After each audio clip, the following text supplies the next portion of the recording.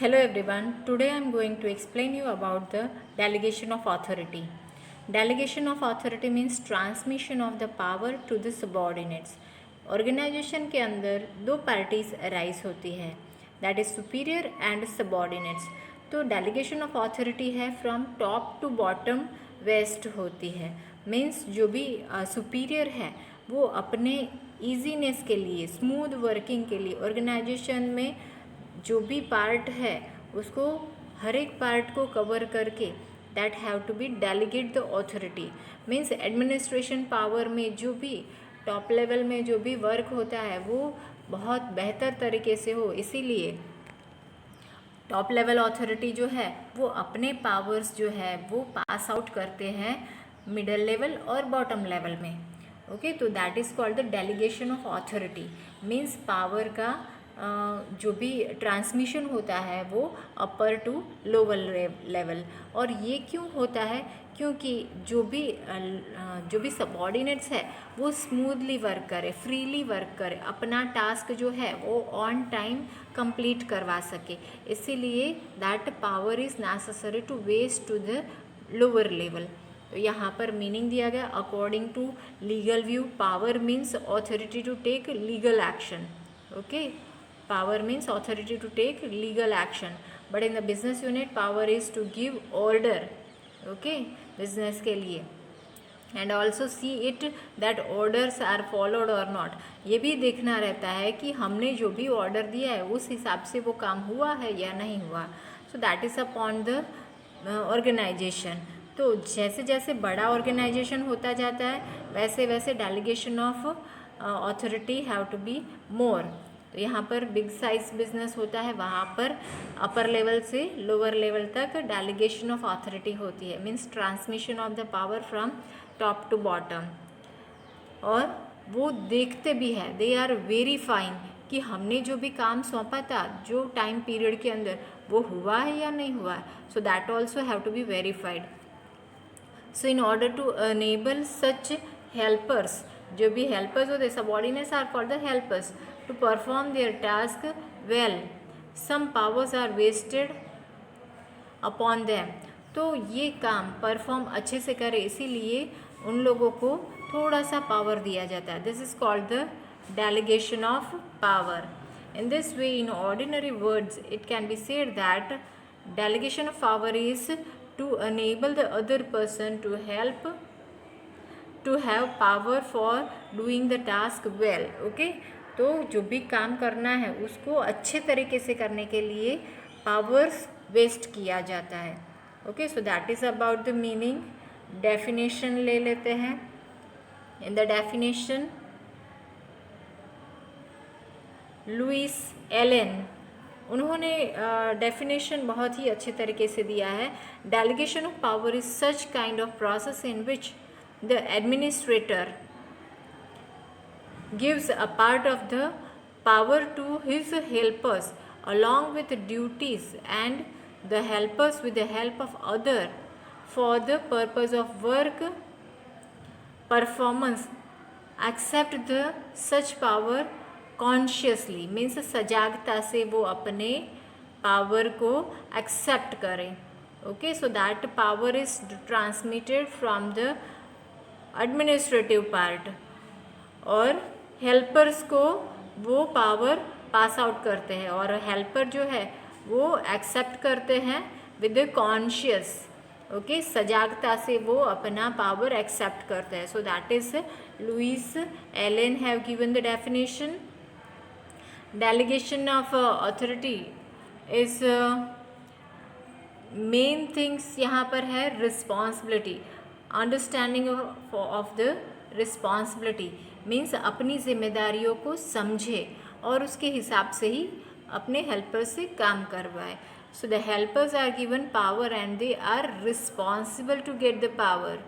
Okay, responsible get the work done, but the final completion of the work and its responsibility rest with the upper level.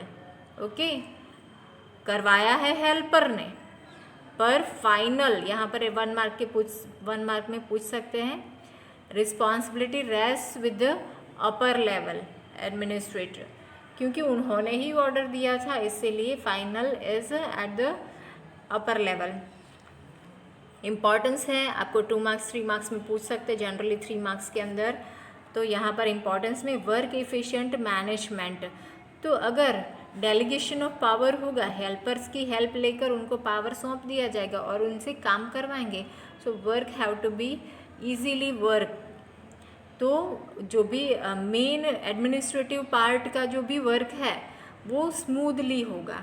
Okay, so that policy making करना और financial related things, budget बनाना, तो ये जो top level authorities के जो भी काम है, दैट वर्क बर्डन कम होगा, क्योंकि उन्होंने थोड़ा सा काम डिवाइड कर दिया है, हेल्पर्स की हेल्प ली है, तो less burden of the work and for the routine work. जो भी रूटीन वर्क है, क्योंकि वो क्या हुआ है, उसका डिस्ट्रीब्यूशन कर दिया है, हेल्पर्स की हेल्प लेकर उनका डिस्ट्रीब्यूशन कर दिया। At the same time they can meet the objective due to which the business unit get work efficiently. Okay, तो डेलीगेशन ऑफ अथॉरिटी के अंदर एफिशिएंटली वर्क कर पाएंगे, क्योंकि उनके पास बर्डन कम से कम होगा। Okay, so that management have to work powerfully and they can perform their task in time. Next हमारा है डेवलपमेंट ऑफ एम्प्लॉयज़। एम्प्लॉयज़ का डेवलपमेंट होना, that is also very important. जो अपॉर्चुनिटीज़ मिलती है टॉप लेवल में, उनके पावर्स जो है वो डिसेंट्रलाइजेशन में निचली कक्षा के जो भी एम्प्लॉयज़ है उनको पावर दिया है, तो उनके लिए अपॉर्चुनिटी हुई काम करने की, जिम्मेदार हुए गए, तो that have to be opportunity to develop themselves. उनमें क्या बढ़ेगा, confidence have to be improved among the employees, और better decision making have to be made. उनमें कॉन्फिडेंस अगर आएगा किसी में, तो वो और अच्छे से काम कर पाएंगे, और उनमें लॉजिकल डिसीजंस, लॉजिकल मीन्स सोच विचार करके फिर डिसीजन लेंगे, क्योंकि उनको अथॉरिटी के साथ रिस्पॉन्सिबिलिटी भी दी गई है। ओके, तो इसीलिए वो सजागता से तो काम करते ही हैं, पर logical decisions are taken by them and contest need of taking decision.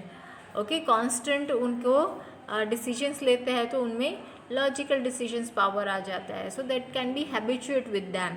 Confidence एक बार आ जाता है, so that can be improved themselves. Next हमारा है motivation. Motivation means to improve their work, और इम्प्रूव करने के लिए, क्वालिटी इम्प्रूव करने के लिए, that feelings among the employees have to be inculcate. जो और बेहतर काम करके देंगे तो हमें और अच्छा लगेगा, सो लाइक दैट मोटिवेशंस होना चाहिए। तो among the employees have to be developed, helpers के अंदर मोटिवेशन होगा, chances of develop their abilities.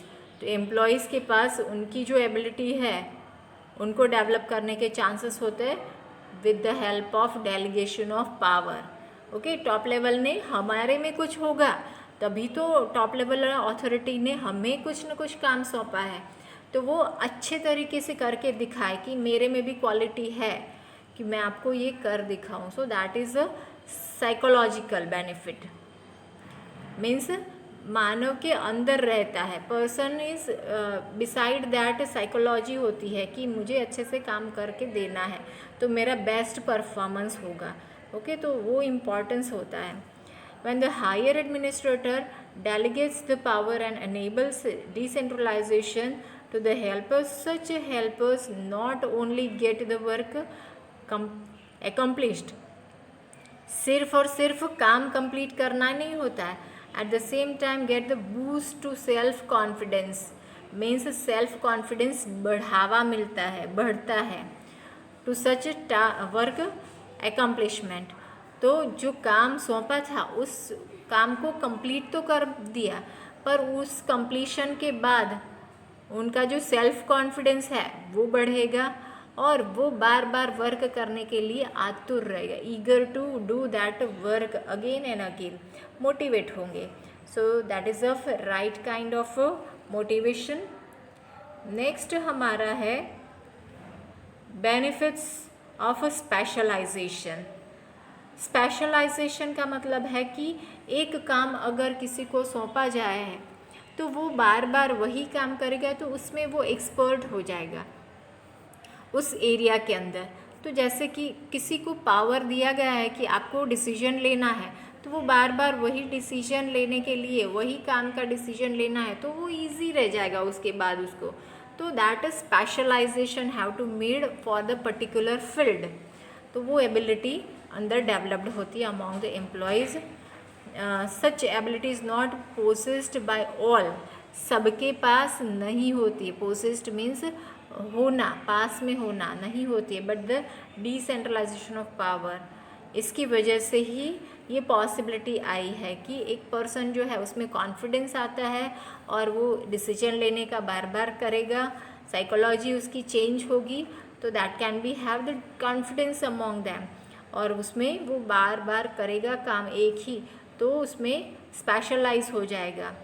Different people are assigned different kind of work and hence the benefit of a specialized skill of such people is obtained in the matter of their ability। किसके ऊपर ध्यान रखा जाता है? Ability, skill and varieties of excellence. तो वो उनकी जो प्रतिभाएं हैं वो बाहर आती है, that have to be developed more and more with the delegation of authority. Next है coordination. Due to delegation of responsibility of helpers and upper officers are developed, the middle and lower level employees get the chance to their decision independently। Okay, तो जो middle level और lower level ये दो employees हैं उनको chance मिलता है कि वो अपने डिसीजन फ्रीली ले सके, independently they can take their decision. और उससे क्या होगा? इन देयर ओपिनियंस, उनके जो सुझाव हैं वो रखेंगे, और सुझावों की वजह से क्या होगा? That can be develop their responsibilities, develop interpersonal relations. Interpersonal relation means जो भी ऑर्गेनाइजेशन के अंदर जो भी एक दूसरे के साथ काम करने की जो जुस्सा है वो बढ़ेगा, एक दूसरे के साथ मिलजुल कर काम करेंगे। And this enable good coordination, एक दूसरे से मिलजुल कर काम करेंगे, so that can be develop the relationship. Inter relations have to be developed among the employees. Next हमारा है scope of expansion. Expansion means विस्तार करना, जो भी उनका जो फील्ड है उनमें उनका डेवलपमेंट होता है। Due to delegation of power the upper level officers are free to focus, वो अपर लेवल जो है वो फ्री हो रहे हैं focus on the idea of expansion of the business, क्योंकि वो प्रॉफिट मेकिंग बनेगा, क्योंकि उन्होंने अपने हेल्पर्स की हेल्प ली है। मेन पॉलिसी मेकिंग के अंदर वो ध्यान देंगे, तो that can be expansion of the business have to think top level authority. And this enable long life of the organization, इससे ऑर्गेनाइजेशन की लंबा आयुष्य होता है। मीन्स अगर 50 साल चलने वाला है तो वो और 55 या 60 या 70 ईयर्स तक वो बिज़नेस चलता जाएगा। सो that is expansion of the business, वो विस्तार बढ़ेगा, उसका लाइफ स्पैन भी बढ़ेगा। नेक्स्ट हमारा है elements of delegation of authority. सारे एलिमेंट्स दिए गए हैं, 3 elements are the main. Process of delegation of authority एक प्रोसेस है जिसके अंदर वाया थ्रू पर्सन के पास authority and responsibilities pass out होती है। तो 3 एलिमेंट्स, ट्रिपॉइड जो है वो 3 मार्क्स के अंदर, it is very very important question. यहाँ पर लुइस एलन ने दिया गया है डेलीगेशन ऑफ अथॉरिटी का meaning, assignment of responsibility and power to the subordinates by creating accountability for effective performance, crediting accountability for effective performance। ये खास 2 चीज़ें याद रखनी है। अकाउंटेबिलिटी मीन्स जो भी काम दिया गया है उन्होंने वो उस टाइम पर कंप्लीट किया है, वो अकाउंटेबल है for that particular work which have given to them. And effective performance, बहुत ही बेहतर तरीके से करके दिया है. So that is of delegation of authority. According to him 3 elements है: entrustment of responsibility, conferment of authority, creation of accountability. Means आपको रिस्पॉन्सिबिलिटी, अथॉरिटी एंड अकाउंटेबिलिटी 3 चीज़ें याद रखनी है. यहाँ पर आपने चार्ट के अंदर भी you can observe this in the chart also that process of delegation of authority, उसके अंदर है रिस्पॉन्सिबिलिटी, अथॉरिटी एंड अकाउंटेबिलिटी. ये सीक्वेंस याद रखना है आपको: entrusted, delegated authority and created accountability. So that 3 are the ट्रीपॉइड.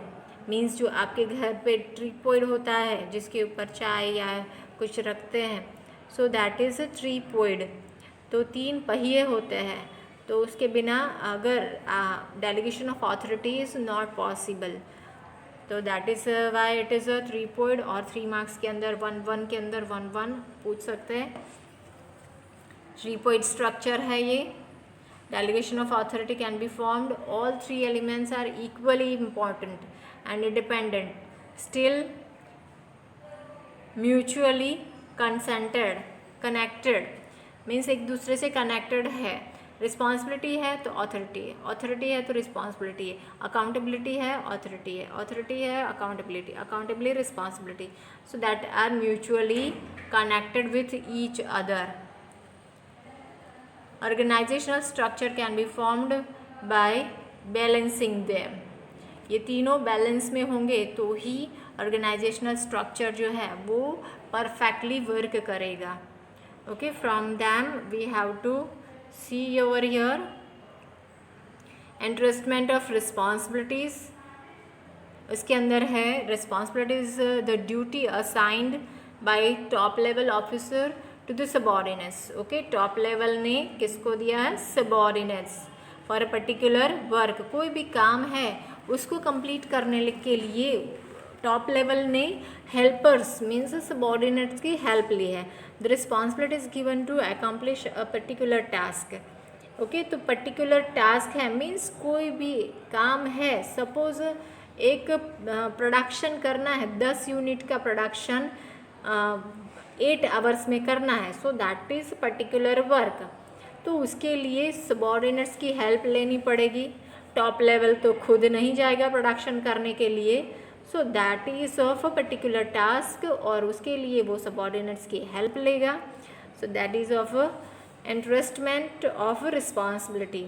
It creates a relationship between the superior and subordinates. Subordinates is expected to follow the order given by the superior. okay, expected subordinates जो है वो उसको follow करता होना चाहिए. और जो order कौन पास आउट करेगा? Top level authority, that is a superior.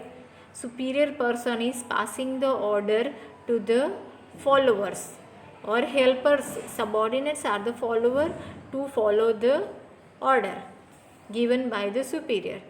Thus assignment of a responsibility flows from top to bottom. okay, 1 mark के अंदर पूछ सकते हैं. Responsibility flows from top to bottom. Next हमारा सेकेंड पॉइंट है conferment of authority. By giving power to a person, result can be obtained by work accomplishment. Means जो काम पूरा हुआ है उसका कन्फर्मेशन करना. Administrator should provide enough power to the helpers for or subordinates. उनको enough power तो देते हैं कि आपको ये काम करना है, और जो काम सौंपा गया है that is allotted work.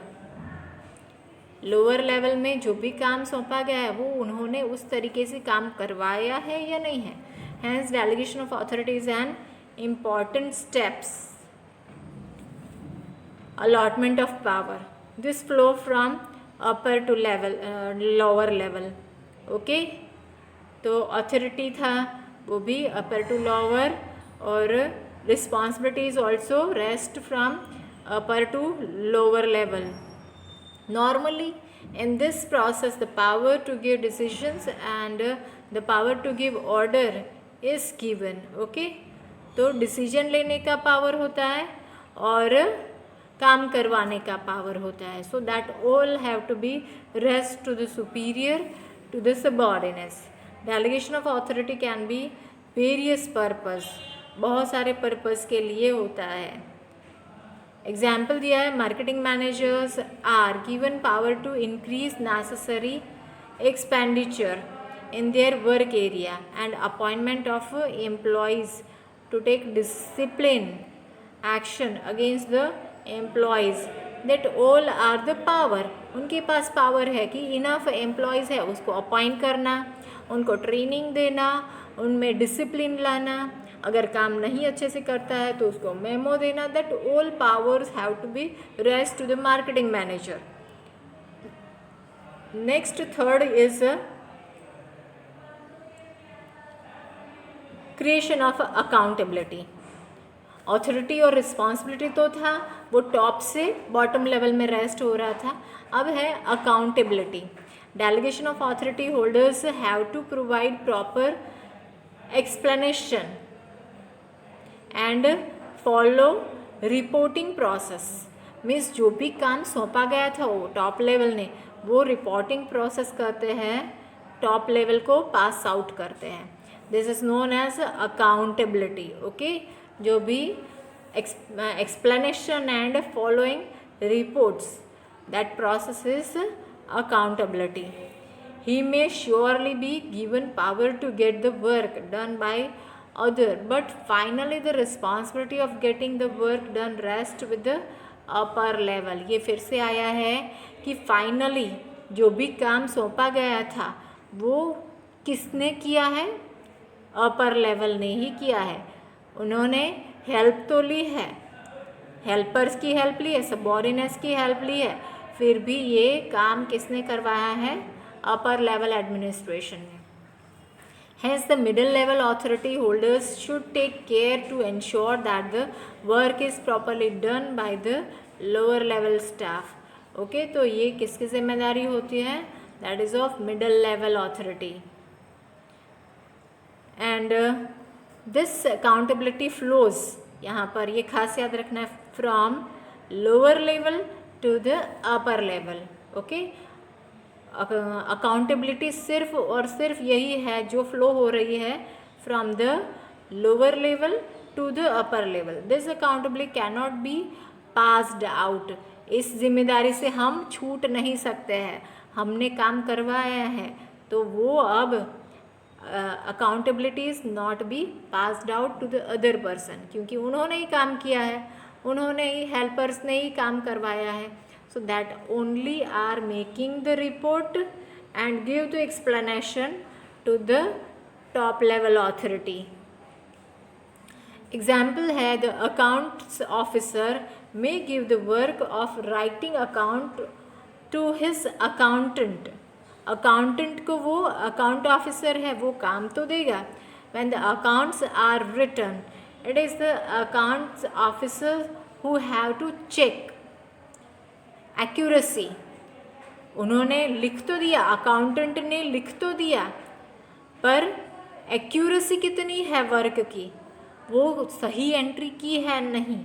Everything's have to be neatly checked by the account officer. तो ये जिम्मेदारी उनकी ही है. ओके, टॉप लेवल की. काम करवाया उन्होंने हेल्पर से, दैट इज़ अकाउंटेंट्स के पास से अकाउंट्स लिखवाए हैं, पर सारी जिम्मेदारी किसकी होती है? That is of account officer की.